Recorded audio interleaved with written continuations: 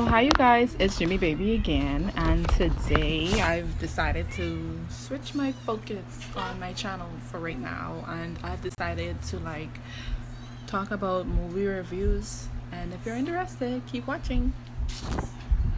So Thekid was actually a silent movie that was part comedy and part emotional drama. Somehow I think that Chaplin used it as a coping mechanism to deal with his everyday life and his own personal experiences. The movie itself was released in 1921. During that time, the US President Warren Harding released an act. The act itself was called the Shepherd Towner Maternity and Infancy Act. What it did was it actually supplied or aided really society with $1 million to aid with children and their mothers. So the screenplay somehow depicted an unwed mother that gave birth to her son John at a charity hospital.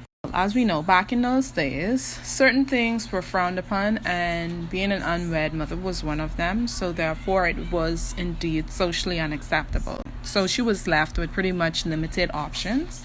Top it all off, she did not have a strong support system, and she didn't really know what to do. For what she did was place her baby inside the limousine of a rich family, and she attached a note to him.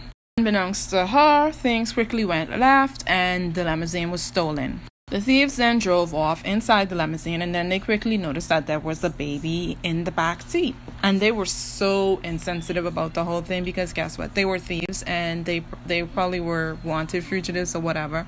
So therefore they pulled up to an abandoned building, and they left the baby on the side of a garbage.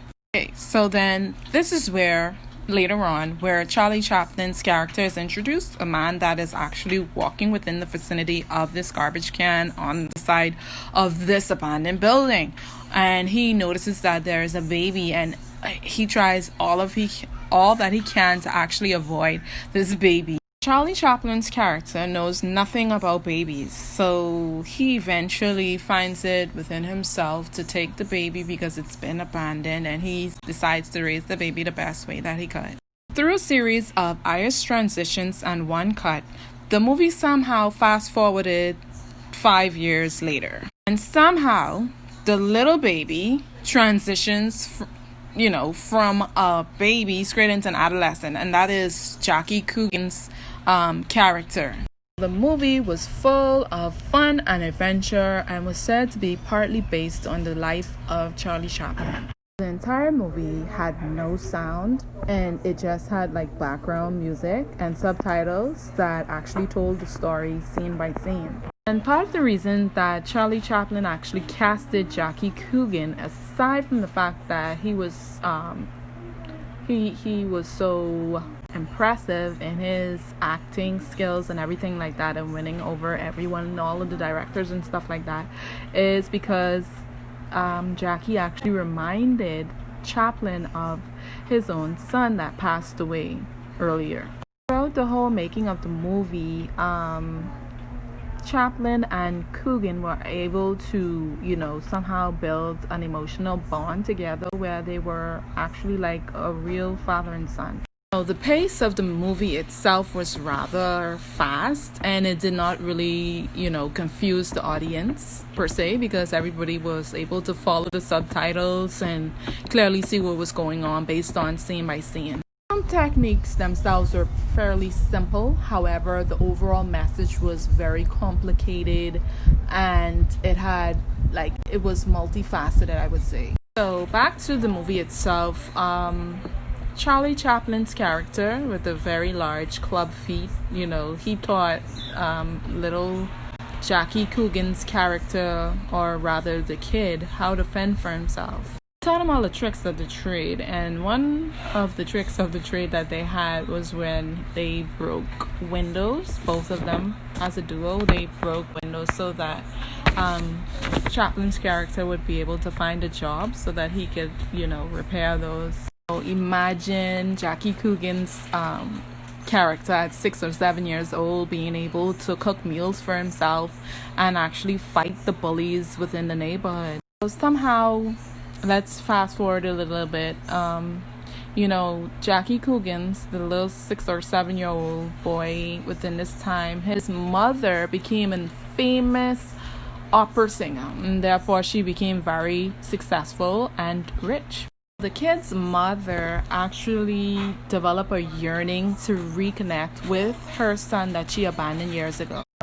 She even scoured the neighborhood looking for her son, and she actually scoured through like a poor neighborhood rather, and she went about doing good deeds and donating to the neighborhood children. But I found this kind of inconsistent, because I don't think that she knew about the thieves that took the limousine.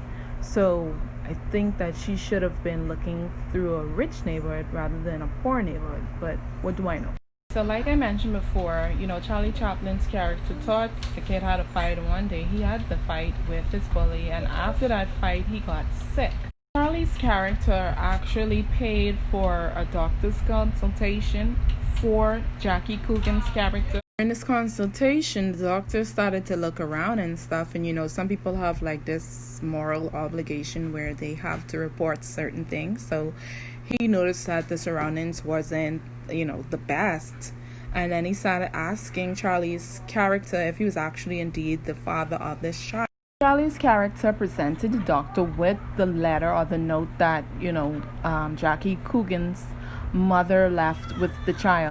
Soon after, the doctor contacted the local orphanage, and the orphanage man came and they took the kid.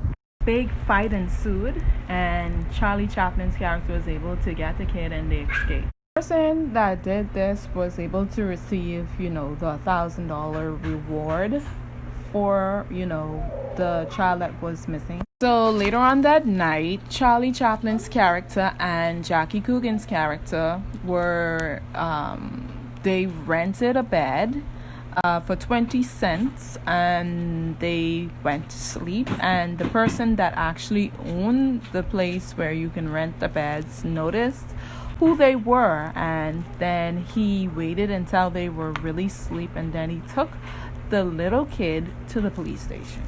He eventually started dreaming, and inside this dream he was approached by a dark-haired seductress. His character, he brought up the little kid, and so he went into like a deep depression about what happened, and then he sat down on his doorsteps, and then he went into like a deep sleep.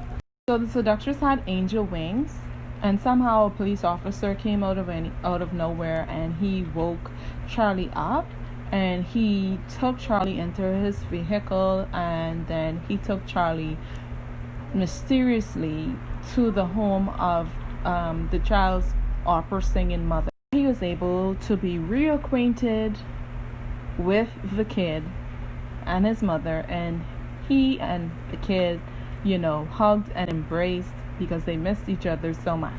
One of the things that you should consider is that a First National Picture was actually responsible for distributing his movies and his films, and supported him when his movie went from just 2 reels to actually 6 reels. Charlie Chaplin actually kept challenging himself, and the company actually believed in his bodies of work were just that good. Even without the use of color and talkies, he was able to always produce a classic. Together, Charlie Chaplin, produced like up to 8 films in 4 years. Many times he even invited his backers and the people that actually financed his work to be on set with him so that they could actually look at what his work process was like. Chaplin was actually praised from people and critics all around the world and all around the globe. He influenced movies like what's the movie called?